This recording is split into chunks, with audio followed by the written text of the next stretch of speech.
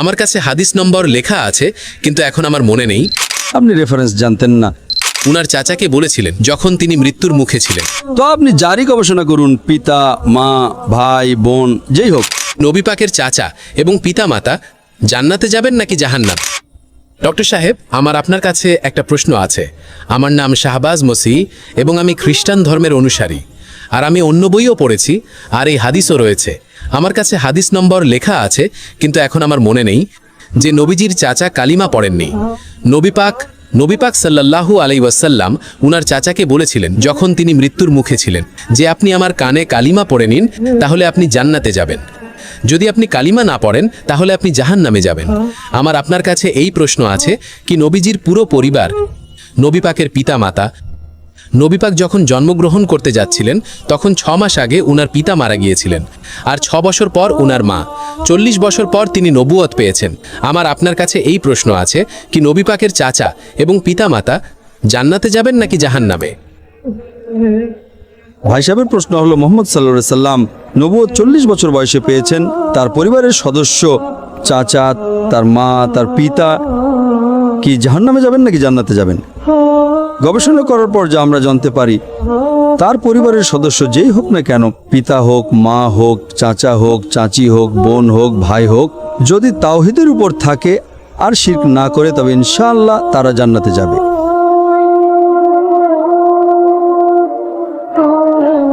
জি, আল্লাহ রসুলের আসার আগে, আল্লাহ রসুল নবুয়ত ঘোষণা করার আগে, যদি কোনো ব্যক্তি আল্লাহর উপর বিশ্বাস রাখে, এক আল্লাহর ইবাদত করে আর শিরক না করে, সেই সময় আল্লাহ রসুল নবুয়তের দাবি করেননি।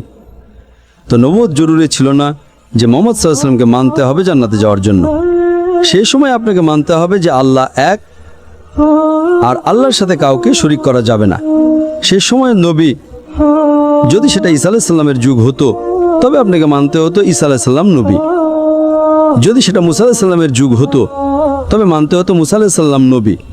যদি অন্য কোনো যুগ হতো, কিন্তু আবশ্যক হলো আপনাকে মানতে হবে যে আল্লাহ এক, আর তার সাথে অন্য কাউকে শরীক করা যাবে না। তো আপনি জারি গবেষণা করুন, পিতা, মা, ভাই, বোন, যেই হোক। আপনি যে উল্লেখ করেছেন, যদি তার আত্মীয়, পিতা হোক বা মা, ভাই হোক বা বোন, চাচা হোক বা চাচি, যেই হোক, যদি শিরক করে, এক আল্লাহর ইবাদত না করে, তবে তারা জান্নাতে যাবে না, জাহান্নামে যাবে। আপনি বলেছেন, একটি হাদিসের উল্লেখ করেছেন, আপনি রেফারেন্স জানতেন না, কি তার চাচা। আপনি সঠিক বলছেন, তার চাচা আবু তালিব, তিনি আল্লাহ রাসূলকে রক্ষা করেছেন, তাকে নিরাপদ রেখেছেন শত্রুদের থেকে, কারণ তিনি নিজের গোত্রের ছিলেন। কিন্তু তিনি এটা মানতেন না যে আল্লাহ এক, আর আল্লাহ রসুল মুহাম্মদ সাল্লাল্লাহু আলাইহি সাল্লাম তার নবী, কিন্তু নিজের প্রাণের চেয়েও বেশি তাকে রক্ষা করেছেন। এই জন্য আল্লাহ রসুল চেয়েছিলেন যে তার চাচা ইসলাম গ্রহণ করুক, কিন্তু তিনি গ্রহণ করেননি। তো আপনার বক্তব্য হলো কি তিনি জান্নাতে যাবেন না, কারণ তিনি ইসলাম গ্রহণ করেননি। আল্লাহ রসুল তার রিসালাতের ঘোষণা করে দিয়েছিলেন, তিনি তাকে রক্ষা করেছেন, তাকে সাহায্য করেছেন, নিজের প্রাণের চেয়েও বেশি করেছেন, কিন্তু কারণ তিনি এক আল্লাহ আর আল্লাহ রসুলকে মানেননি যে তিনি আল্লাহ রসুল ছিলেন, এজন্য তিনি জান্নাতে যাবেন না। মুফাসসিরিন এটা বলেন, মুহাদ্দিস এটা বলেন যে তাকে সবচেয়ে কম দোজখে সবচেয়ে কম শাস্তি দেওয়া হবে, এটা তাদের ব্যাখ্যা। কিন্তু কারণ তিনি আল্লাহ রসুলের বার্তাকে গ্রহণ করেননি, তিনি মানতেন না যে মুহাম্মদ সাল্লাল্লাহু আলাইহি ওয়াসাল্লাম আল্লাহ রসুল, এজন্য তিনি জাহান্নামে যাবেন। তো আত্মীয় হওয়ার কারণে কোনো আল্লাহ রসুলের বা কোনো ভালো মানুষের আপনি জান্নাত পাবেন না। জান্নাতে যাওয়ার জন্য আপনাকে মানতে হবে যে আল্লাহ এক, আর আল্লাহর শেষ রাসূল মুহাম্মদ সাল্লাল্লাহু আলাইহি ওয়াসাল্লাম। ধন্যবাদ।